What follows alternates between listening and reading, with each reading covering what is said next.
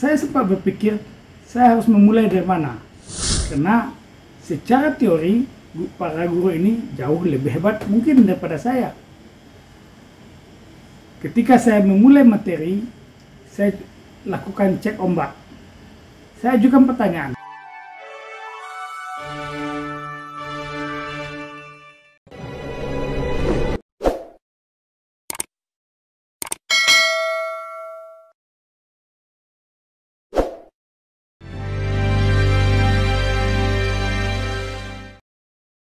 Assalamualaikum warahmatullahi wabarakatuh.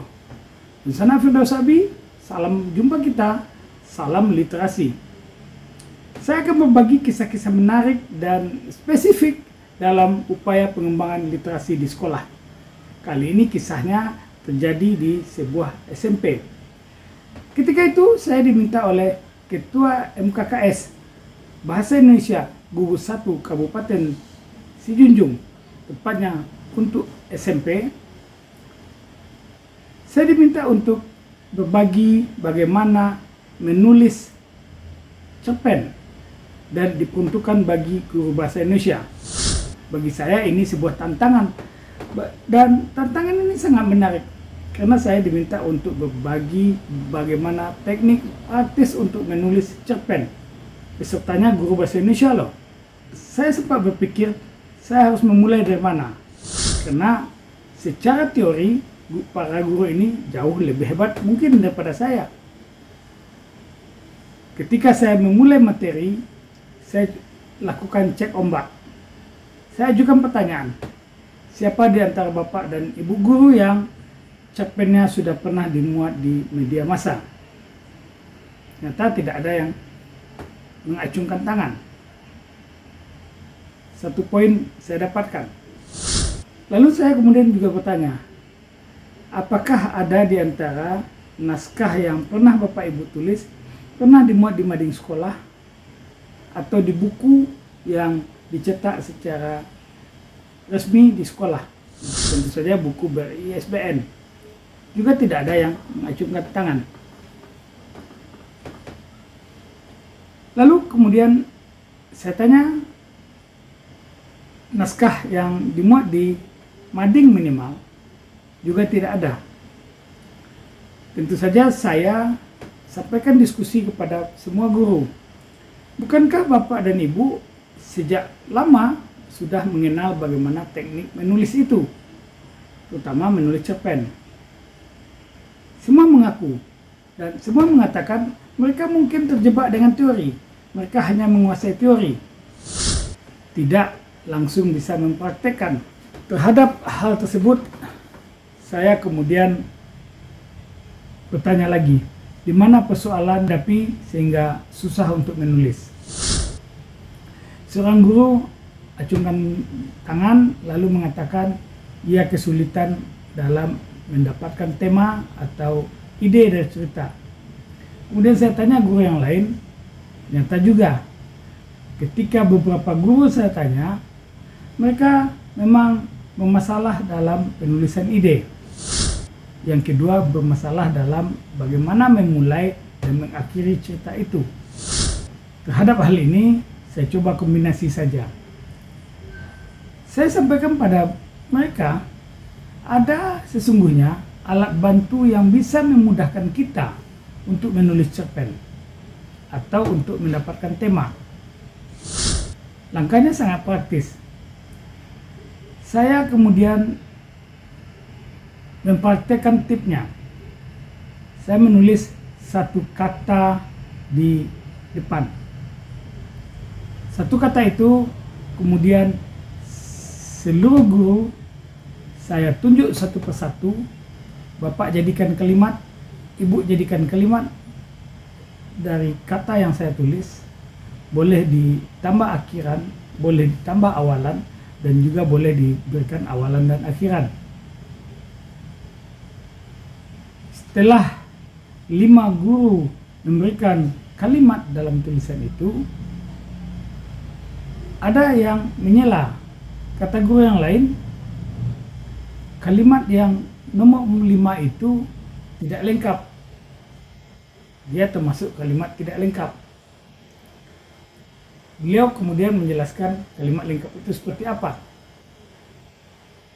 Setelah penjelasan itu, saya kemudian memberikan kelonggaran.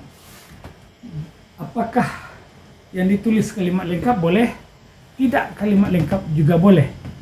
Tidak ada persoalan. Karena yang saya minta hanyalah untuk menuliskan kalimat saja.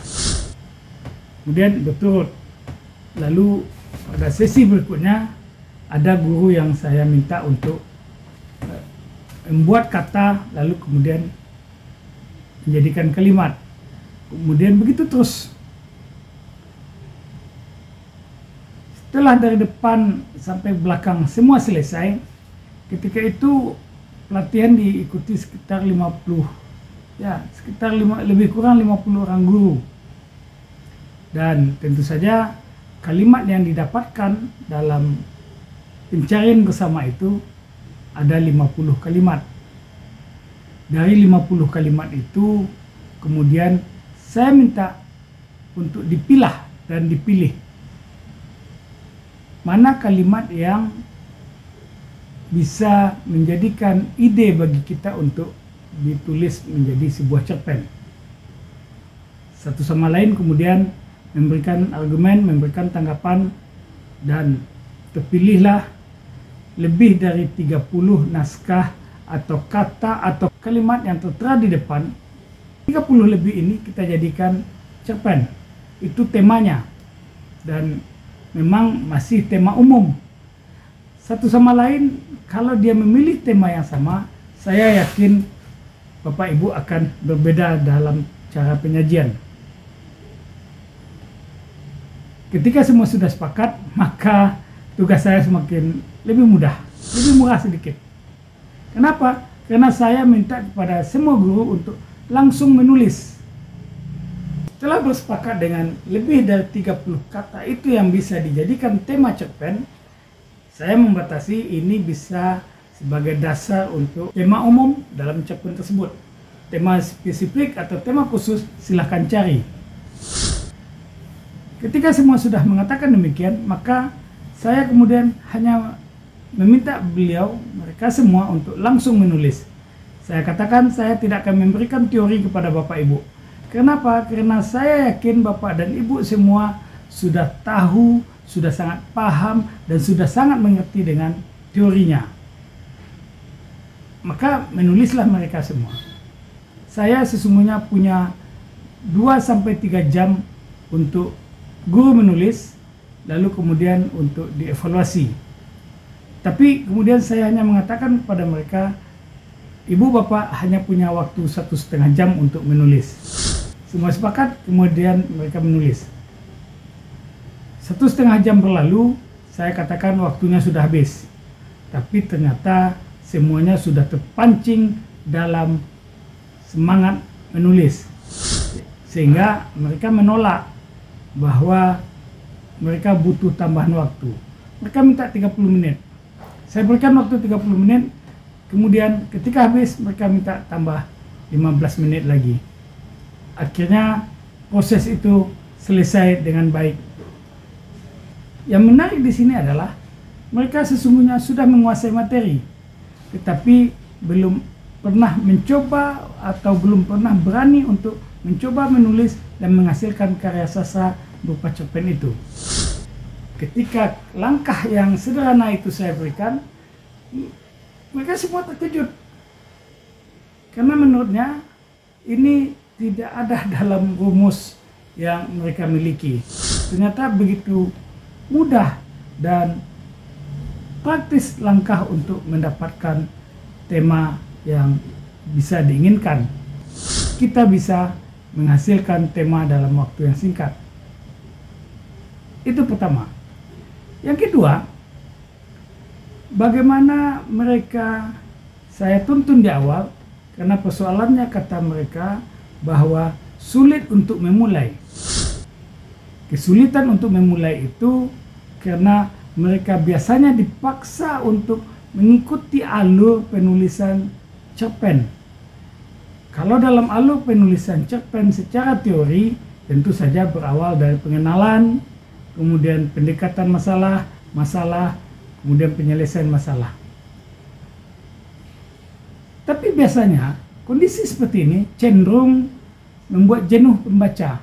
Pembaca tidak siap, pembaca tidak menarik karena langsung pada pengenalan.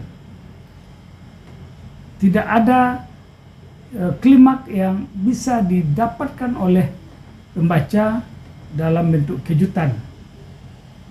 Saya kemudian menyarankan kepada mereka untuk dibuka naskah itu dengan cara tendangan berupa mengungkap masalahnya. Jadi di awal itu saya anjurkan mereka untuk diawali dengan langsung dipertemukan dengan masalah. Misalnya tiba-tiba ada yang menempeleng, atau ada yang bergerak, atau ada yang berteriak dan segala macam, atau tiba-tiba dia melihat jatuhan benda dan lain-lain sebagainya.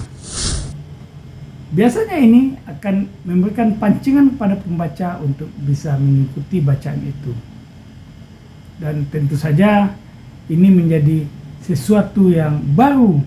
Ya, mereka menganggap ini sesuatu yang baru dalam teknik kepenulisan. Dan saya filosofi. Di tangan saya ada sebuah buku. Ini buku yang menarik, ditulis oleh seorang wartawan senior, sastrawan, budayawan juga, namanya Khairul Djazmi. Ini sebuah novel biografi, judulnya Inyek Sang Pejuang. Inyek Sang Pejuang ini adalah kisah yang menuturkan tentang Syekh Sulaiman Ar-Rasuli. Beliau pendiri Persatuan Tarbiyah Islamiyah. Beliau salah satu ulama besar di Sumatera Barat. Beliau seperguruan dengan Kiai Haji Asim Azhari, pendiri Nahdlatul Ulama. Beliau seperguruan dengan Kiai Haji Ahmad Dahlan, pendiri Muhammadiyah. Beliau lama di Makkah, berguru pada Ahmad Khatib Al-Minangkabawi. Seperti apa novel biografi yang ditulis oleh Khairul Djazmi? Saya rekomendasikan buku ini untuk sanak semua. Salam literasi. Sampai jumpa.